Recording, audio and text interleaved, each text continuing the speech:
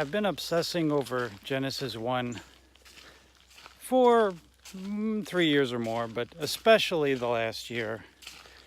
And I wanted to give you some reasons why I think that one particularly is important. Because I believe that one, my premise is that particular scripture, and I'm not excluding others, but I have a premise for this one.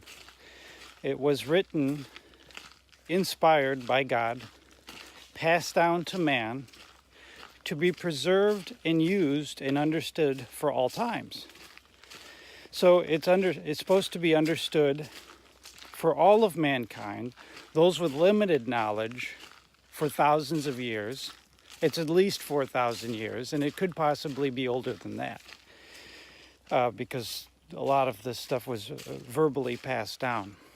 Okay, but I don't think God said, well, this scripture is going to be good for, most of human history, but, it's not really going to apply very well to the latter end of history, where man finds out a few more things, understands a little bit more about science, and, that's going to be good enough. I think it's written in a way that can be understood by the primitive mind. Not that the primitive mind is any less intelligent. It's just we have access to more knowledge and ability, as far as we know, in the last 4,000 years than they did back then. Don't know about before the flood, but anyway, that's another story. So there's the terrestrial understanding and the celestial understanding of that scripture. And at least 3 full days are dedicated to the celestial, in my opinion. Okay?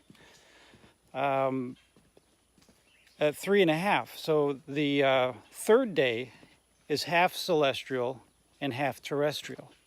And the last 2 days are completely terrestrial. In other words, it applies, as far as we can tell, only to Earth, right? We don't know if there's other planets out there, but that have life, and if God, applies this concept all over the place in the universe. Seems like we're the only ones. But anyway, that's so. I think it's important in our time to understand it in a way that's applicable to our time. And in order to do that, we have to look at things not from an earthly perspective, but from a cosmological perspective. So, in Genesis 1, as I said before, it's saying God created the heaven and the earth. He could have used different language. He could have said God created everything, but he said those two things specifically. All right, if you were to apply that, that's the earth and the sky from a terrestrial perspective. From a celestial perspective, or cosmological, or however you want to say that, it's matter, energy, and space-time, or its order is opposite. So space-time and matter, energy.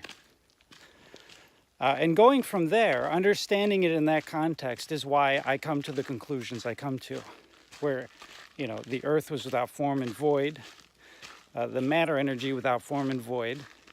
And as I've been going through with this application of the text, I have been finding striking similarities between the text and the theory of the cosmos, specifically the Big Bang.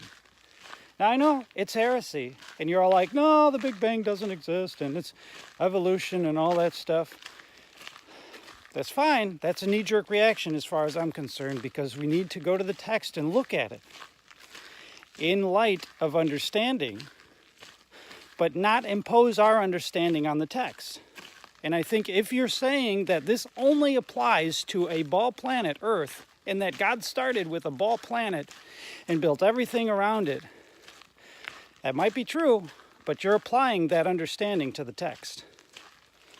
The Hebrew language only has, or had, 8,000 words back then, okay? So they used the same word for multiple things. We still do that today, but we have 1 million words in our language.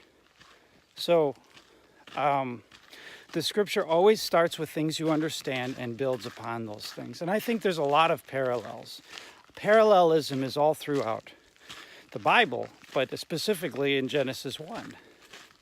There's a lot of parallels. You take the first 3 days and the last 3 days, minus the seventh, there's parallels in there,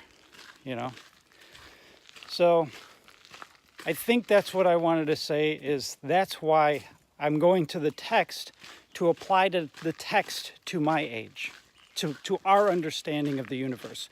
We don't think that the Earth is the center of the solar system, the center of everything, necessarily.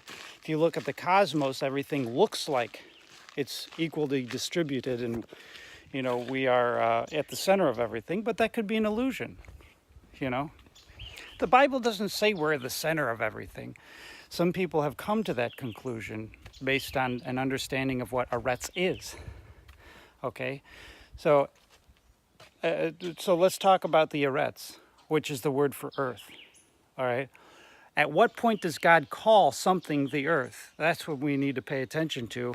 And before that, we're using a word that is not applied to what it ends up being, right?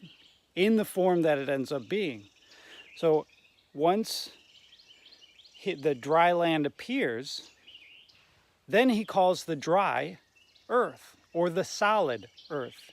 If you're looking at it from a cosmological perspective, in verse 2 you have something that appears to be almost nothing, right? Without mass or volume is what the eretz was, or matter energy.